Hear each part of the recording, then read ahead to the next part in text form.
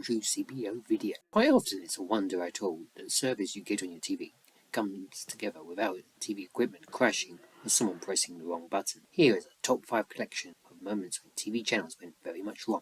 At number 5, 9:30 on 30th of June 2001, the area where BBC broadcast had a power failure.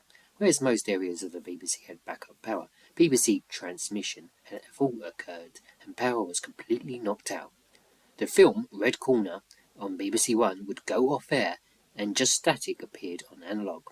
BBC transmission is not the best place for a power backup system not to work. This is BBC One. Apologies for the technical problems we're having. We'll get back to the programme as soon as we can. BBC One was static for a little while until this notice came up and music came on. BBC Two had this apology card, would come back later after BBC One to the programme I Love 1975. Well, I'm pleased to say we can now return to I Love 1975 here on BBC Two. Once again, many apologies for all the technical problems we've had this evening. I hope it didn't spoil your enjoyment of the programme too much. But now it's time to return to Dennis Waterman and I Love 1975 and some bloke called Bob Marley.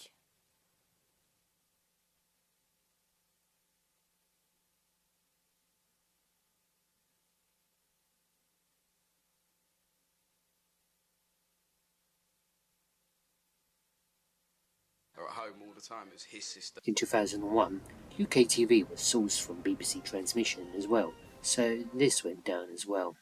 This came back at 10:41 PM. Number 4, when ITV Playout Centre went to Narnia on the 31st of May 2008, ITV South was affected by a power failure which hit the London studios and all transmission broadcasts for ITV1, ITV2, ITV3 and ITV4. ITV1 fell off air on digital and analog transmission. All was caused by a power spike as the UPS was kicking in. TV1 went to black and was restored at 1:40 AM with brief sound issues.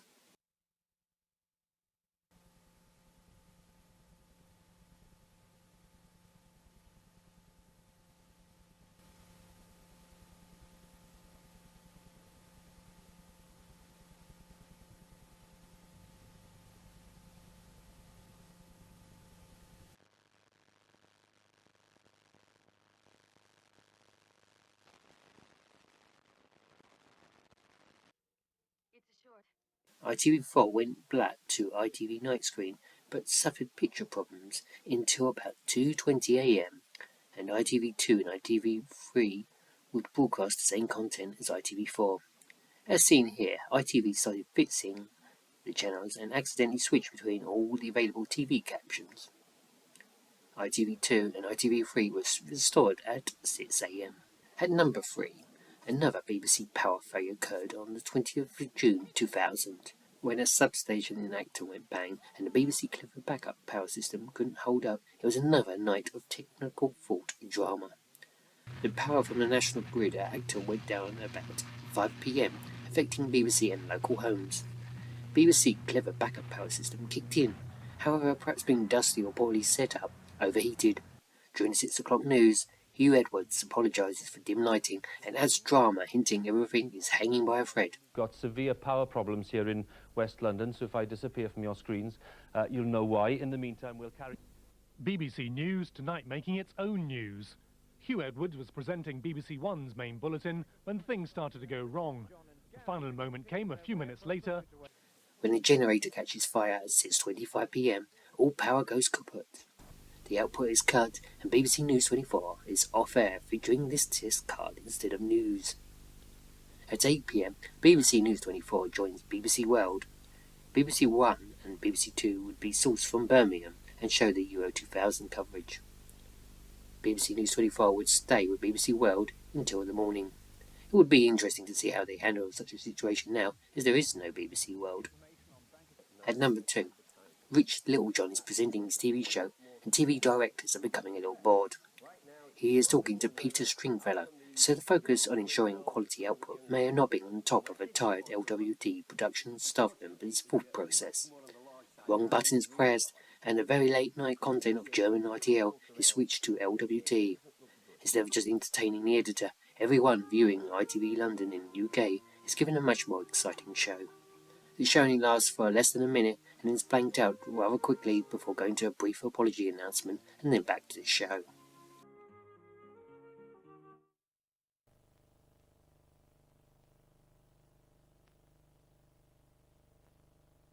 Well, as you can see, we have a slight problem here. I think we've gone into deep shock for a moment, and we'll do everything we can to get Richard Littlejohn live and uncut again as soon as possible.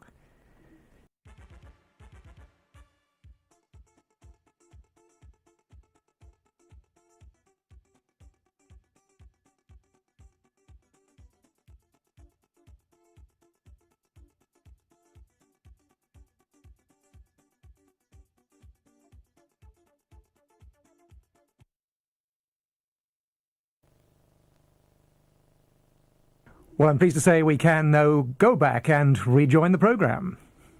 Pretend 19 with that hairdo. Tell me this. Before we go to number 1, here is what happens when a light DMX controller decides to give the news studio a nightclub effect. At number 1, back when there was only 2 TV channels, hard to imagine now, BBC Two was to be launched, becoming an exciting new alternative if you didn't fancy Coronation Street or the week that was. The channel was due to start broadcasting on the 20th of April 1964. However, a fire at Battersea Power Station happened, so BBC Two couldn't begin broadcasting. The worst possible start for a new channel, other than being cancelled before you can start.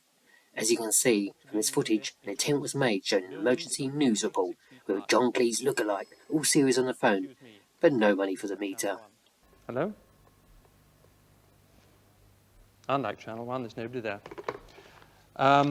Some tape handed to me now. Widespread electricity failures reported in London tonight. The power failure halted underground trains. Let's try again. Hello? Yes? Come on. All the long-distance lines are down. What about the satellite? Is it snowing in space? I can.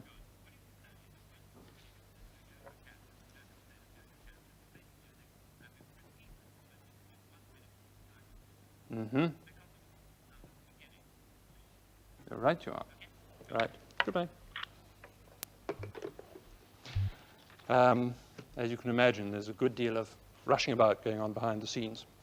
BBC One was able to use backup facilities at Alexandra Palace, but nothing could be sorted for BBC Two to show the full schedule. Associated rediffusion offered to help, but was turned down. 11 a.m.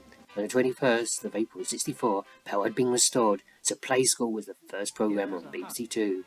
The launch schedule was shown during the evening with a hint of the night before, as Dennis Toohey blows out a lit candle.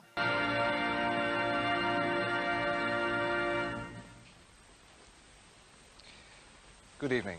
This is BBC Two. My name is Dennis Toohey, and this is the line-up studio from which, all being well, BBC Two programmes will start each evening from now on. Thanks for watching, and don't forget there are other Andrew CBO videos for you to watch.